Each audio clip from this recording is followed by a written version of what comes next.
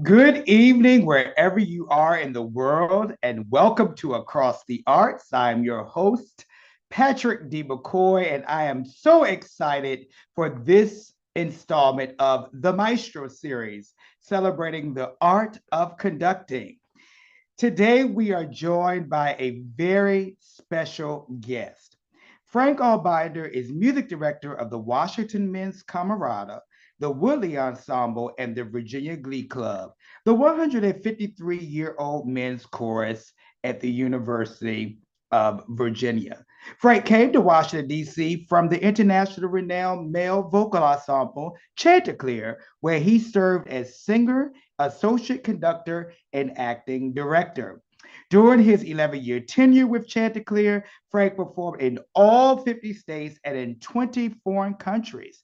He appears on 21 of the ensemble's recordings, including Wondrous Love, which was recorded under his direction, and the Grammy Award winning Colors of Love, for which he designed the concept. Other performance credits include the Boston Camerata, the Robert Shaw Festival Singers, the Washington Bach Consort, and the Concord Ensemble. The Grammy Award winning conductor currently directs, of course, the Washington Men's Camerata, and Frank holds degrees from Pomona College and the New England Conservatory of Music. Now, I could go on and on and on about Frank's accomplishments, but the reason that we are here is to celebrate his upcoming and final concert with the Washington Men's Camerata. So without further ado, please join me in welcoming Frank Albinder. Hey, Frank, good evening. Hey Patrick, good to see you. Oh my goodness, thank you so much for being here. And again, I know it's bittersweet that, you know, this Saturday marks your final concert as music director of the Washington Men's Camerata. As you approach that, how does it make you feel? It's hard to believe it's been 25 years. The Camerata brought me to Washington in 1999, and it's gone by pretty quickly. Uh-oh, I think we Um, froze a little bit. Hopefully it'll oh, come back in. I'm sorry, you froze a little bit there. Can you hear me okay? yeah, you're fine on my end. Good. So you know when these things happen, when you do these virtual things, it takes us back, to the pandemic. So that's a perfect diversion for me to even discuss that. So how did you and the Camerata, excuse me, that's my southern accent coming out. How Uh, did how did you all adapt during the pandemic? I know that you had to pivot like so many other organizations. right. It was a very interesting 18 months and challenging for conductors of all kinds, but especially for conductors of choirs, because of course we were deemed the most dangerous route of transmission pretty early Mhm. on. So a lot of groups set about making virtual choir recordings where you sit in front of your computer and you sing your part into the void and then stitch those together. I didn't feel like that was really the heart of choral singing and could lead to a lot of bad habits, just sitting in a chair and singing. You need to be around other people in person. And so it was a uniquely challenging time. All of my ensembles continued to meet online. With the Camerata, we would sometimes have a sing-along where I would play a recording of a piece that we all know, and everybody would turn off their microphones, and then we would just sing along with the recording. The technology evolved pretty quickly so that there are some pretty incredible solutions for the lag that you can experience when doing such things with multiple people. And now I know people around the world who teach and study via Zoom because there's virtually no lag anymore, even with not the best internet connections. So we also interviewed people. I had friends on. We talked about various things that I found in our extensive library of men's choral music, and we just sort of tried to stay connected. And I think that was very helpful during that time. Thank you. You know, when I was reading your bio, of course, I mentioned Chanticleer, but I just want to say, and I hope I don't get myself in trouble. You know, I guess when I have thought about men's choruses or men's vocal ensembles out, you know, beyond the church, I guess that's where my thoughts, because I know when I was coming up, we had a men's chorus in the church. But then when I experienced other choral ensembles, it was more like SATB, but it was only until I heard groups like Chanticleer and things of that nature that I really experienced that harmony of men's voices. So what I guess where I'm going with that is, so what led you to really focus and hone in on the ensemble that's built around the male voice? Well, the original choirs were made up almost entirely of men and boys. Women weren't allowed to participate in religious services, and since choirs grew out of the church and the synagogue, they were generally excluded for hundreds of years. When I was a kid, I loved to sing. My mom always said I sang before I talked. Not sure Mm. about that. But I grew up in Southern California, and at my elementary school, we could go join the choir and the orchestra starting in the third grade. And so I joined both. I was a very bad clarinet player. I was ninth chair clarinet in our orchestra. Oh, stop it, Right. my goodness. And there were only nine clarinets, which of course is way too many for any orchestra, but the clarinet is the easiest orchestral instrument to make a sound on. The problem was I just didn't make a good sound on it. So I switched over to piano after a few months, and I was better at that, but I'm not great. Voice is really my instrument. But I loved singing, and when I got to junior high school, as a seventh grader, I joined the Boys Glee Club. Now, it was a lot of changing voices, and I honestly imagine that we sang a lot of alto, tenor, baritone based music and maybe some SATB music, but also might have been more along the lines of an English uh, choir, alto, tenor, baritone, bass. And then my voice changed one summer and I came back as a bass or a baritone. And so I got to sing in the top choir, and that was a lot of fun. When I got to high school, we didn't have a men's ensemble, but in college at Pomona, we had a men's glee club and a women's glee club. So that was my first real exposure to a true tenor bass ensemble.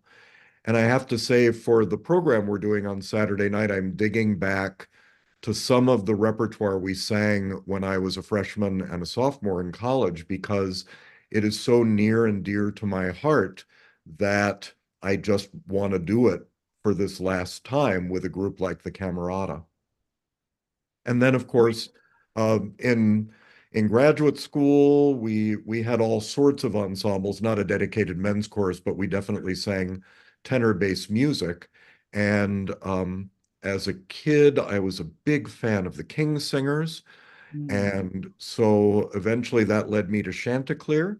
And it's such an unusual ensemble because genetically it's all male, but they sing a good bit of soprano, alto, tenor bass repertoire because three of the countertenors sing quite high. But we also did a lot, and they continue to do a lot of tenor bass repertoire as well. And now there are groups that are specifically tenor bass, like Cantus, the professional men's group based out of the Twin Cities, and we have the Suspicious Cheese Lords right here in DC. So it is the original sort of choir sound. People sang for fun, but the music that got written down early on tended to be religious music, and it was mostly sung by men. Fortunately, that changed, and now there are ensembles for everyone. Wow. Well, you know, I'm glad you mentioned yourself as a singer and all of that, because believe it or not, that's how I really met you probably for the first time. I had seen you, you know, since I've been in Washington, but I don't know if you remember this, but you were in the choir at St. John's Lafayette Square. And I remember that at that time, Michael Odico was the associate organist and music director. And I remember one summer, I think he got word that President Obama at the time was coming to the church. And so he got all of these extra singers to join. And I came and sang in the choir. But when I looked back, I saw you and Brandon Stroud. I was like, oh my goodness, I'm in this choir, singing with these great singers. So I'm glad that you mentioned that. Now, Well, I was just going to say DC is fortunate to have a lot of really extraordinary church choirs, and the choir that sings at the main service at St. John's Lafayette Square is all professional singers. So it was always exciting when there were VIPs in the house, and we got to do a lot of special things in the 12 years that I sang in that choir. Sorry. oh no, no, no, no, you're fine. We're celebrating you. So I just wanted to bring it because I remember that experience so vividly. Now I want to go back a little bit. I want to ask you, of course, I mentioned when I was reading your bio, the fact that you're over the Glee Club at University of Virginia and you're here, in Washington. How do you make, this is a question I often ask many conductors here in this area in particular, because a lot of the conductors don't just do one thing, they do multiple things. So how do you balance, having, your role in academia and also, work with the Camerata? So it's a great question because unless you're really an academic conductor where that's your full-time job, you often get more than one ensemble. And even if you are the director of choral activities at a college or university, you might have a church job on the side, and you probably are also a good singer, so you might do some singing as well.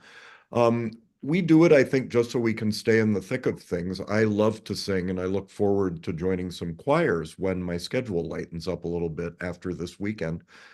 But it's just different ensembles require different approaches and different skill sets. At UVA, we have an odd setup. The music department was designed on an academic model. So it was founded with no performance majors. You could get a doctorate in musicology or composition. They keep inching towards something like that. A performance certificate is now possible as an undergrad, but we don't have music education either. And at large universities, take the University of Maryland and George Mason, two of our local big schools, they rely on music performance and music ed majors to stock the ensembles, whether choral or instrumental. So it's a little bit more of a struggle at a school like UVA. Plus, we have a director of choral activities who conducts two choirs, and then I conduct the Glee Club. There's another conductor who conducts the women's chorus. There's also a gospel choir that's run by a graduate student these days. And then there are about 1 million a cappella groups. And that makes things much more challenging because there's a lot more instant gratification singing pop music with another 10 or 12 people. It's very easy to pick that up quickly. So I think it's especially challenging coming out of COVID. People are less likely to make firm commitments and they aren't as excited about the slog that you go through when you start out learning a piece. Mm-hmm. But ultimately, that's worthwhile. And somehow we have a lot of music going on at UVA, but it's just a very unusual program. I don't know of another school that has anything like that in the US. That's amazing. Well, if you don't mind, I was doing my due diligence and I was searching things on YouTube and I found one of the Camerata's most recent recordings, and the thing that struck me is one of my favorite pieces, the Cantique de Jean Racine Oh, foray. So I would like to play that if you don't mind. Just give me a moment to share my screen. And while I'm doing that, I just want to thank everyone who is tuning in, and please share, share, share. And that would be a wonderful thing to do. Just 1 second here.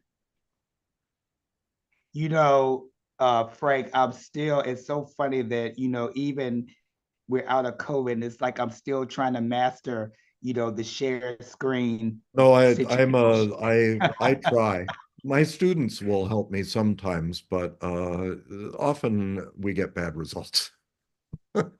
Think I got it here. Make sure I share the sound.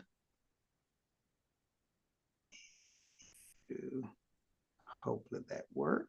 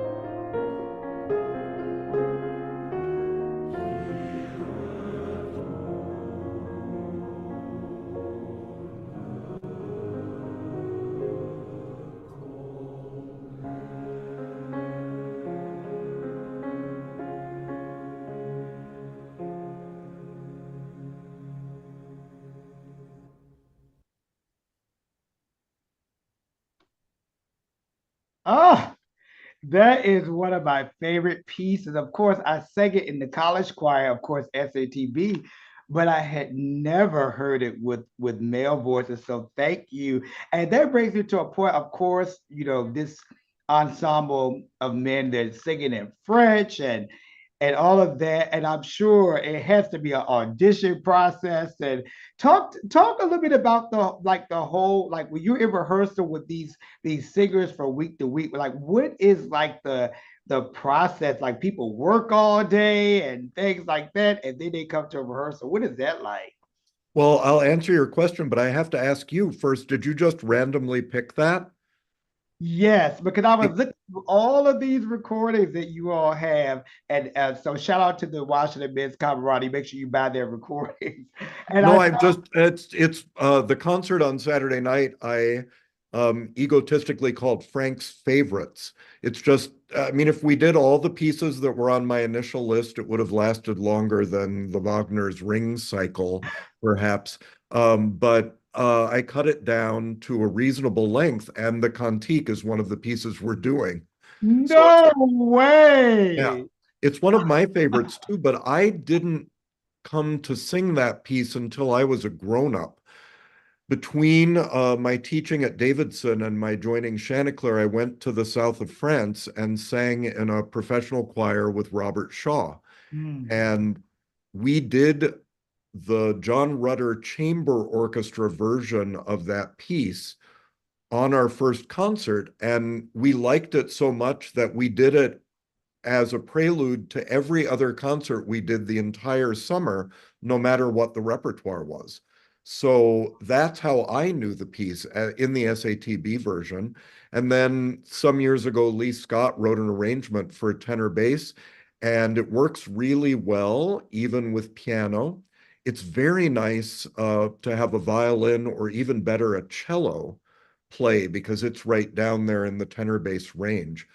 2 summers ago, I happened to be in Paris and I wandered into a church near my hotel and was shocked to see on the wall a plaque saying, "This is the church where Jean Racine is buried." So that was kind of a thrill because, we'd been singing his words for years. And I just stumbled into the church where he is resting. So I have a long history with that piece too. And if you come Saturday, you'll get to hear it. Oh my goodness. I just, I hadn't even seen the repertoire list or anything like that. So that is just Yeah. divine And intervention. That's beautiful. Thank you so much for sharing that. Frank, something else that really impresses me about you and so many conductors who I've gotten to know over the years in Washington is that um, collegial kind of spirit. And what I mean by that is, one of the greatest conductors I would say that I've been fortunate to share space with, and of course he's no longer with us, is J. Riley Lewis. And something that I always admired about him was that he would conduct the Washington Bach concert, or he would conduct the Cathedral Choral Society. And next thing you know, I'm at a concert and he's supporting some, other conductor. I think he's had this whole big moment that he hasn't, really had the opportunity to really, savor and enjoy. And that's something that I admire about you, because I would say mostly all the choral concerts that I have been to, I would see you in the mix. So I just wanted to acknowledge that. And that brings me to another connection in that same spirit is with Scott Tucker. Of course, when I read the press release, and I saw, that you were retiring from the Camerata, that he would be in a capacity of directing. Of course, I knew him more or less from when his time at Choral Arts. But to just see that it was him, I was like, oh my goodness, like they're like friends. So what better way to see your legacy, continue with the friends? So talk a little bit about your friendship with Scott and what it means to you as far as him being at the helm of this organization now. well, I'm thrilled, of course, because I've known Scott for more than 40 years. We met in the early 1980s when I was in grad school at New England in Boston, and Scott auditioned for the conducting program that I was finishing up. He had taken some time off, but well, not off. He had taken some time between his undergraduate degree and his by doing some teaching before he applied to grad school. So I got to sing for his audition, and we got to know each other during that 1 year that I was still in Boston when he had started at the conservatory. And we've just known each other ever since. See each other at conventions. he had me up to Ithaca once when he was still conducting at Cornell to be the guest clinician and conductor for a men's choral weekend he hosted every year. He's just one of my favorite people overall, and so I couldn't be more thrilled that somebody with his breadth of knowledge is taking over because the Camerata is what the conductor's aesthetic is. So we get tons of input. We know lots of composers. We have to wade through a lot of music to see what really speaks to us before we'll put it in front of our choirs. And Scott has a long history of doing not only at Cornell, but with choral arts. I was thrilled when he moved here to conduct that group. I sang in his wedding and conducted, well, actually, I didn't sing. I lost my voice. I conducted singers in his wedding some years ago here. And he's just a great guy. And his wife, Julie, is our assistant conductor and our accompanist. And I assume she'll be carrying on in that role as well. And she's just brilliant. She'll be starting graduate school for the DMA program at the University of Maryland in the fall. So she has a lot going on. Julie and That's I actually took an RV trip. Julie is something of an athlete, and she wanted to ride her bike by herself from Los Angeles to Annapolis. awesome. And Scott couldn't take 7 weeks off from work, and he didn't think that the trip would take place because there weren't enough people to take care of their 2-year-old at the time, Zoe, and drive the RV where everybody was supposed to spend the night at the end of every day of biking. And it was the summer, and I wasn't doing much, so I found myself in Wichita, Kansas, Mm. meeting up with Julie and Zoe and learning how to drive a 23-foot long RV really fast, as well as learning how to take care of a 2-year-old because I had no experience in that department either. But it was 3 weeks from Kansas to West Virginia. It was quite the adventure. Julie finished her ride, and that was, of course, an incredible bonding opportunity for us. So I'm thrilled that the group will be in very good hands with the two of them. Oh, that is amazing. Frank, a question that I tend to always ask um, musicians who appear on this platform, especially the Maestro series, because of course Scott's been on here, and Dana and Andre Thomas and John Rutter, list goes on. But the one connective thing that I like to ask, because you never know what young person or aspiring uh, conductor who want to pursue this field. I mean, it's, a lot of times people see the end result, the glory, the curtain, the applause, and all of that. But it's certainly a lot of work that goes into this art form. So I guess what I'm getting to ask you is that if you had a morsel of advice that you would give to someone aspiring in this field, what do you think it would be? I'm not good with advice. I've been very lucky in my career. Things have sort of worked out for me all along the way, and I'm really fortunate to have been able to earn my living as a professional musician basically from the time I finished graduate school to the present. And I know a lot of friends who I went to school with have not been so lucky. And that's the choice that we all have to make. Is music going to be your vocation or your avocation? And I look forward to being a little bit more avocational while still keeping my finger in the pot while conducting the Virginia Glee Club going forward. But I think just get out, meet everybody, hear all the music, and keep good track of things. Um, know what you can do with a group and the path that will lead you to that. Some people are very organized that way.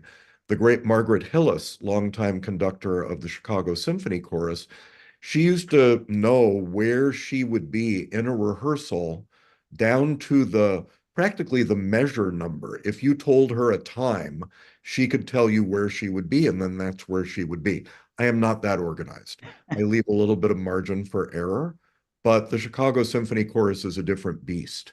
And that's the beauty of the field. We have everything from amateur groups of all ages and all makeups, all the way up to professional groups where now people can earn a living doing choral music full time.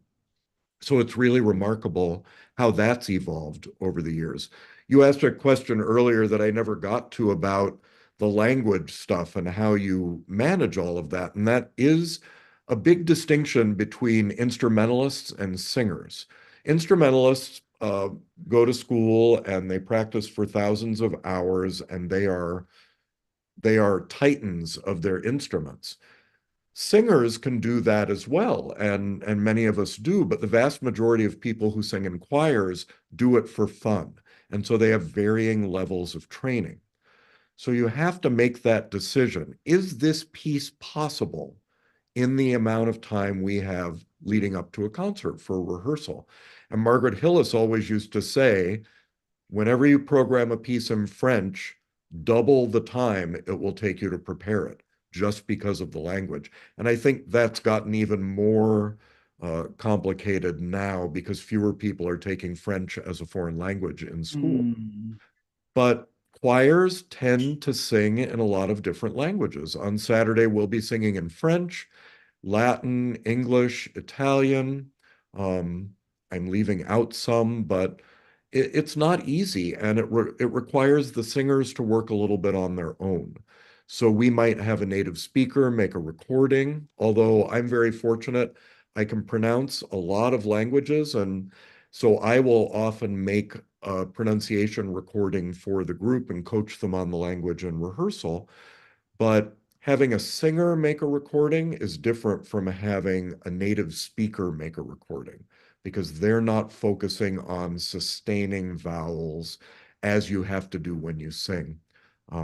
So it's a complicated process, and that's forgetting completely about the notes and the rhythms, which of course are also foundational for any piece that you're going to perform. you know, you took me back to my undergrad is in voice when I had aspirations to be a singer, and of course, um, we had to take vocal diction, and French was definitely my weak spot, especially when you start singing all of the chanson and things like that. So I mean that is something essential. But I'm glad you can pronounce. French is problematic too because there's a theatrical style and then there's a spoken style. So Mhm. German, there's like an official German that if you're singing in German, unless it's popular music or a folk song, you're singing that pronunciation of German. But in France, if you talk, you pronounce things differently than if you are on the stage in a play or singing classical music. So there are a lot of differences, and that's another challenge with having native speakers. Plus, a lot of pieces are written to old text. So one of the great pieces of choral repertoire are the Trois Chansons by Debussy. And I've seen French people in a room in France argue about the pronunciation of those texts because they're before the implementation of the rules of modern French pronunciation. And so it's not entirely clear how all of those things were being said when they were written. It's a constant challenge. Same is true with Latin, which it can take on the pronunciation of the vernacular in whichever country you're singing. In the United States, we've adopted Italian at Latin, but it's become fashionable when you're singing a Bach or a Haydn mass to do Germanic pronunciation of Latin. And if you've grown up singing Italian Latin your whole life, it's really hard to make those changes. So we're dealing with more than the notes and the rhythms, and we have to make the sound with our bodies. And every day you wake up and your voice is a little bit different depending on what you did the day before and what the weather's like and what's in bloom, how hydrated you are. So being a singer, you've interviewed so many professional singers, they all have their little tricks and superstitions and things they do to remain as consistent as they need to be to have a professional career. My first experience with that whole idea of basically making the Latin appropriate to, to the country or the composer, my experience with that first came from one of my very favorite Mozart pieces. I always sang it as, of course, Regina Caeli. Hmm. But then I heard Nicholas Harnoncourt, a recording with him and his ensemble. I think it was from a German standpoint, so it was like Regina Caeli. So it was a different, hearing. So I'm glad you brought that up, and that's where performance practice I think comes into play too, knowing how to do certain things with certain composers and things of that nature. Well, Frank, thank you so much. This has been an amazing conversation. I just want to take a moment to highlight everyone, who is watching, just highlight your concert, which is Frank's Favorites on this Saturday, June 1 at 8 o'clock p.m. at the Church of the Epiphany here in Washington, D.C. It's going to be an amazing program, and I need to make a concerted effort to go because you all are doing that critique des genres scene, and I want to hear that live. So if all goes well, I will be in the house. But again, I just want to say thank you so much for being here on the Maestro series. For those watching, I'll drop the information about the concert in the chat. So again, shout out to the Washington men's Camerata. And of course, for those who are just tuning in, this is Frank's his final concert. I'll say final, his final concert with the Washington Men's Camerata. I'm sure he'll be around in some capacity doing something or advising or something. And that brings me to my definitely my final point. So, Frank, what is next for you? That's a good question. I'm still going to conduct the Glee Club at UVA, although that, of course, follows the concert season and the school year on the calendar. I've been conducting professionally for more than 40 years, and I'm kind of tired. Um, I admire conductors who can keep doing it into their 70s and 80s, um, and I don't think that's me. COVID, I think, changed a lot of things for a lot of people. So many of my colleagues retired or just scaled back.